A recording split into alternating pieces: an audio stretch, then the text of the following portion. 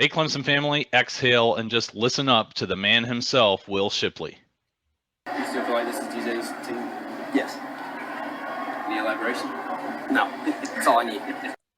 I don't know how to back that up, but I'm Daniel Shirley. We're going to look at an ugly win, but it was another win over a top 25 team. And how many teams across the country could say that? Great points, yours and Shipley's. I'm Bill Zimmerman. Welcome to episode 35 of the Reign Supreme Alway podcast. We want to be your source for analysis of the Tigers in 2022. Thanks to all of you who are subscribing and liking at youtube.com/Clemson Kickoff. Check out our homepage, www.clemsonkickoff.com, and you can also follow us on social media. Twitter, Instagram, both are at Clemson Kickoff. Well, let's get into it. That win over Syracuse by the narrowest of margins. And by the way, that opening quote from Shipley is courtesy of TigerNet.com. You can hear the whole interview with him on their website or on their YouTube channel. Let's face it, one bad game does not mean DJ Uiagalelei is not your starter when he's come as far as he has this year, when he's been as effective and as efficient as he has most of the season. Look, smart to go to the bullpen sometimes. Unusual in football. I get it. This is not sound the alarm time yet. Not at all. I don't know why anybody would watch that game Saturday and say that Cade Klubnik should be the starter. I just, if you say that, either you have an agenda or you really don't know what you're seeing, because yes, he came in the game and he gave that offense a spark, but he didn't really do a whole lot other than hand the ball off to Will Shipley and Phil Maffa, and that's smart. We saw how that was working. Probably should have been the entire game plan yesterday with how well that worked throughout that game. But Klubnik did what he needed to do. He gave the team a spark. DJ had a bad day. You can't deny that. You can't make excuses for that, and he didn't. Dabo didn't. Brandon Streeter didn't. He just did not have it on Saturday against Syracuse. But that doesn't take away from how well he played the first 7 games of this season. And anybody who is saying that Cade Klubnik should be the starter is just not paying attention. And even Cade Klubnik said it. He said, this is your team to DJ after the game, during the game, all of that stuff. So you fix what was broken yesterday, then you move on to the Notre Dame game. Thank you for coming to Clemson, Cade Klubnik. Don't get me wrong. I mean, you made the point before you and I started recording. Last year, Clemson loses that game if they don't have Cade Klubnik, right? Because you needed someone who could come in and be effective. All he did was hand the ball off. Well, he handed it off better than Uiagalelei, who ran that sort of mesh point type thing, lost control of the ball, and it really created a 14-point swing, kind of a fluke, honestly. Not that you can take the points off the board, not that you can say it didn't happen. It happened. That's how the game unfolded. But it certainly belies the fact that Clemson, by large account, had control of this game. And a 14-point swing absolutely affects the hole that they put themselves in, despite having large advantages on yardage gained, on first downs, on time of possession. Otherwise, this was very much unlike anything else we had seen from DJ at any point in this year. I was starting to wonder, is he hiding some kind of small injury? Is he just not seeing the defense all that well? Is Syracuse mixing things up on him? What's going on? At any rate, whatever the cause, it was very much like that children's book of the terrible, horrible, no good, very bad day for Uiagalelei. Thank goodness Klubnik was there, able to come in, relief pitch, do a great job, manage the offense, put a stop to the turnovers, and make sure the Tigers could reclaim control of the football game. After 7 games of much improved football from DJ Uiagalelei this season compared to last season, very efficient, very effective, managing the team, putting up great numbers, there's no reason to think that one bad game, 3/4 of a bad game, takes this team away from Uiagalelei, given his leadership status, the respect he has in that locker room, and all the good he's been able to do this year. I love how he reacted to yesterday. I love it. I mean, you saw him on the sideline, and Bill, I was there. I was seeking him out on the sideline to see, okay, how's he handling this? What's he doing? And he was engaged. And when they scored the touchdown, he's right there signaling to go for 2. He's standing right by the play callers. Cade Klubnik comes off the sideline. He's talking to him.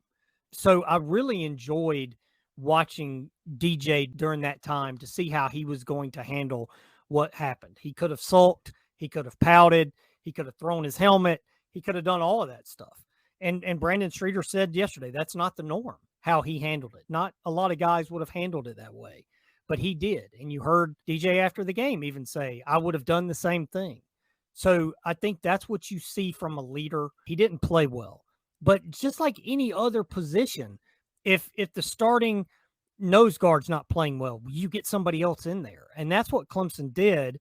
And they were able to win the game because they have Cade Klubnik. You're right. I said it yesterday. They don't win this game last year. I don't think there's any way they win this game last year because they wouldn't have been able to handle DJ having that kind of game, or DJ would have just had to stay in the game. They wouldn't have been able to replace him, or if they did, they wouldn't have been able to produce like Cade did, or DJ has to stay in the game. So you love what you saw from DJ. You love what you saw from Cade. You really love what you saw from Will Shipley, Phil Maffa, and the offensive line. And you love what you saw from the defense in the second half. The defense was an issue in the first half, but the defense stepped up in the second half and played much better. The conversation, especially from afar, is going to focus on, is this DJ's team anymore? Is this going to be Cade's team? I'll tell you whose team this is. It's Will Shipley's team. If you're going to say it's not DJ's, it's Shipley's. 172 yards for Shipley on the ground, 242 total yards, back-to-back really strong games from him, toting the rock and putting this offense on his back. 450 total yards for Clemson overall compared to 291 for Syracuse, a significant advantage. Also reflected in first downs, 27 for Clemson, 17 for Syracuse.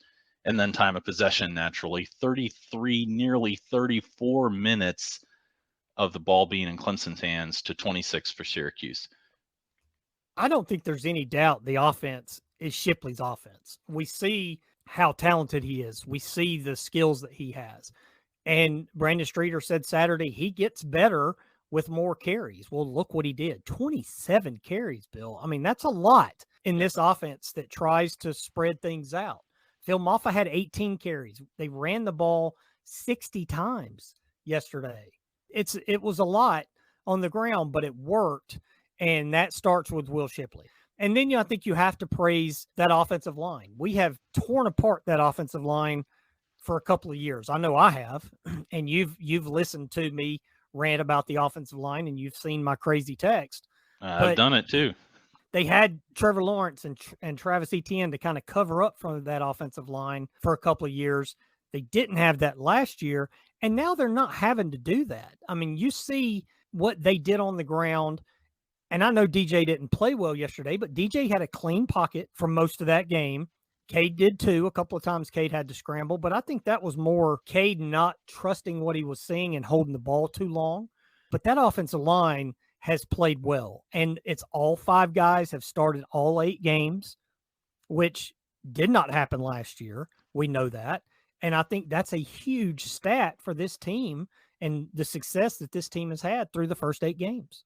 You know, if there was one disappointment on offense, and specifically X's and O's wise, I mean, not just DJ had a bad game, but I think it's that they couldn't get DJ settled down at halftime, that they couldn't kind of get his brain reset, figure out what it was that wasn't clicking for him. Again, that's what made me wonder, maybe there's some kind of minor injury going on. There's no indication of that. It's just my mind running amok. But the bigger concern with halftime adjustments, let's switch over to the defense, why don't we? Because yeah, the numbers look pretty good. Yeah, they only gave up 14 points. Why did it take until halftime for them to figure out how to play effectively against exactly what they knew was coming? Garrett Schrader, very mobile on the ground, only 2 other weapons for him to work with. Just really mystifying that they couldn't see after a couple of possessions, hey, here's what we have to do. Here's what needs to change. It took until halftime to get in the locker room and fully communicate that to the players and fully get buy-in from the players and to make it happen, because they were outstanding in the second half.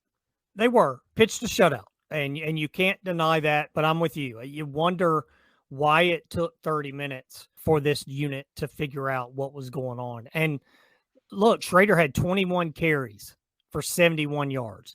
They talked all week about this guy's a runner. He's going to keep the ball. He's going to run, whatever phrase you want to use to describe how Syracuse is going to use Garrett Schrader. And they really struggled stopping that. Even the touchdown run, he breaks it off. It wasn't a planned run. It was a drop back, but where's the spy? The spy is lost on that play. There were a couple of times where Syracuse is running an RPO, or it looks like an RPO. He takes off and gets a couple of big runs, and you're thinking, where are the linebackers? And as well as these linebackers have played most of this season, they've really struggled the last 2 weeks, especially in the first half on Saturday. But they did pick it up in the second half. I think you have to be happy and like what you saw from the group in the second half. But I'm with you. Why is it taking that kind of effort early to get things figured out? We saw that against Florida State. Seminoles go right down the field twice and score the first 2 drives. You saw it yesterday. This will work against those kinds of teams. That probably will work the rest of the regular season. But if you get into the playoff or even in the ACC championship game against North Carolina, you're not going to be able to kind of settle into a game defensively. You need to be ready to go from the start. I don't know why Syracuse stopped giving Sean Tucker the ball. It's another mystery of this game. He was averaging 10.8 yards per carry. Even take away as long as 23, he averaged 8.5. But they only gave him the ball 5 times. He only totaled 57 yards. Look, things were working with Schrader. Maybe that's all they were thinking. Maybe Tucker was an effective decoy. I don't know. And then Clemson really didn't have much of an answer for Rondé Gadsden the second either. He was everything that FSU's Johnny Wilson was supposed to be the week before. Very effective, getting some chunk yards down the field. Thank goodness they did figure it out up front. And boy, that D-line and maybe even the linebackers, for all that they did in that second half, I think the season overall, they are looking overrated right now. I think you and I are in agreement on that. But thank goodness in that second half, Brzee really started to show his peak form after having been through everything he's been through health-wise and personally this season. Tyler Davis finally looks healthy and very effective for an extended period of time. That guy just has no quit in him, loves to pursue and pursue and pursue until the whistle sounds, and through the whistle, Ruka Rororo has been super effective up front. And then you saw some good play out of Jeremiah Trotter. You saw the reason that Trenton Simpson is a top NFL draft pick coming up. But good grief, just so many blown plays, just so many times where needless mistakes allowed Syracuse, and like so many other teams this year, to just move the ball in ways that really didn't need to happen. Right. I've had people jumping on me on Twitter because I said the defense is overrated, and then they come back, well, they gave up 14 points and 290 yards. Maybe overrated is not the right word. Maybe it's just inconsistent. And that's what we're seeing. And you look at the Wake Forest game, really sloppy. The Florida State game, inconsistent, up and down, terrible start, good middle, terrible finish. And then yesterday, terrible start, and then they played well in the second half. So you just want to see more consistent play. And it feels like there's more talent than is being shown consistently. And yes, they're getting the job done. They're not giving up a ton of points at times, but it's got to be better than this if this is going to be a championship team. Again, I think you can beat Notre Dame and Louisville and Miami and South Carolina these next 4 games playing defense like this. But can you beat North Carolina with that quarterback? Could you beat Georgia? Could you beat whoever you're going to see in the playoff, Ohio State? You have to be better than that consistently on defense if you're going to win those kinds of games. That Michigan ground game is another possibility for something that could be lethal against Clemson in a playoff. And look, they've got the bye week. We talk about halftime adjustments. Week after week, they've been really, really good. Can we get some bye week adjustments that'll fix things for the next 4, hopefully 5 weeks? Can we just do, can we buy in bulk? Can we go to Costco and get a bye week adjustment instead of a single serving halftime adjustment? It felt like a team Saturday that was ready for its bye week. And I texted you that at halftime. That's exactly what I felt. Like, this team knows its bye week is out there. Let's get to the bye week. And in the second half, they woke up, they played better, all that stuff that we've talked about. But thank goodness for the bye week. I think this team really needs its bye week. And it's time to get some time off, to rejuice a little bit, and then be ready for these final 4 games of the season. I think very few teams have had a start to the season like Clemson has had. I mean, first, just logistically, Dabo Swinney has talked about the oddities of the schedule, that they didn't really have normal weeks for the first several games of the year. In the middle of all that, you're dealing with a very heartfelt situation with the loss of Ella Brzee, who had really connected with this team, come down and visited not long before her passing. So much going on, and yeah, not to mention the injuries on top of that. I mean, a slew of injuries throughout the first 8 games of this year. So I'm not going to say it's miraculous they're 8-0. They should be 8-0. I mean, their top form really shows why they're undefeated, and the strength that these guys show to overcome their mistakes, to overcome that self-adversity, and to win every single week so far. And yeah, they've earned this bye week and then some, without a doubt. And you look at the next 4 games, what did we think was going to be the easiest game out of these closing 4? I mean, we thought the stretch of Notre Dame, Louisville, Miami was going to be a real gauntlet for this team to run. Now it looks like those 3 games kind of lead up to the South Carolina game, with the Gamecocks having won 4 straight. It feels like the final game is the toughest game, no doubt. I mean, Miami, I don't know what Miami is, and now Tyler Van Dyke is hurt. We'll find out how long he's going to be out. Notre Dame's offense is struggling, even though they've won some games, but then they go lose to Stanford 2 weeks ago and really look bad. And Louisville is kind of inconsistent. I know they beat Pitt on Saturday, but I don't see them coming to Clemson and winning that game. So you might have a quote unquote showdown with South Carolina at the end of the season. I do think that probably helps Clemson if South Carolina is 9-3, 10-2 at that point. And, that could put another spotlight game for Clemson to go with these other top 25 wins. So, we'll see. I thought at the start of the season, Notre Dame was going to be the best team Clemson was going to play all season, and it hasn't played out that way. Miami was going to be a threat. I know that was the talk in the offseason. I kept telling people Miami's a couple of years away from being a problem, and I think they will be a problem, but I didn't see that coming this year. And in South Carolina, I like what Shane Beamer has done. I liked what he did last year. They won several games last year without any quarterback play, and now they're winning games, with better quarterback play. So South Carolina could be a problem in the last game of the season, and that'll be a lot of fun if both teams could win out to get to that point. Well, we will be here for all of it. We will keep you posted as it all happens. We've also got some really cool topics lined up for this bye week. I hope we can pull them all off. We've got some great ideas. We've got some guests lined up, and we may get a commit in the middle of all that as well. Again, I'm not a big fan of recruiting talk during the season, but it does take place. And, when someone chooses that date, kind of glad it's during Clemson's bye week, right? Wonder if that's intentional. What else are you going to be looking for in the next couple weeks? Well, I want to see how healthy this group is going to be going to Notre Dame. The offense has mostly been healthy. The defense, not so much. And last year, it was kind of the reverse, wasn't it? It was the offense that was banged up the whole season. Is this going to be the full defense against Notre Dame? Even yesterday, Carter doesn't play. We talked about that. They haven't been able to get that starting group on the field altogether, really, for any kind of consistent time. So that's going to be a big piece for me. And then obviously we're going to see how DJ responds, right? How does he play at Notre Dame? Maybe his highlight game of his career. I know the Wake Forest game was outstanding, but everybody always points to the Notre Dame game in 2020. So he'll go back to that spot and see if Clemson can get a win up there this time. Also, a couple of key mistakes that he made up there. So it's going to be confronting not just last week, but some of the mistakes of that last visit to South Bend. Plenty of drama coming up for the Clemson Tigers football team. And like I said, we will have it covered the rest of the way.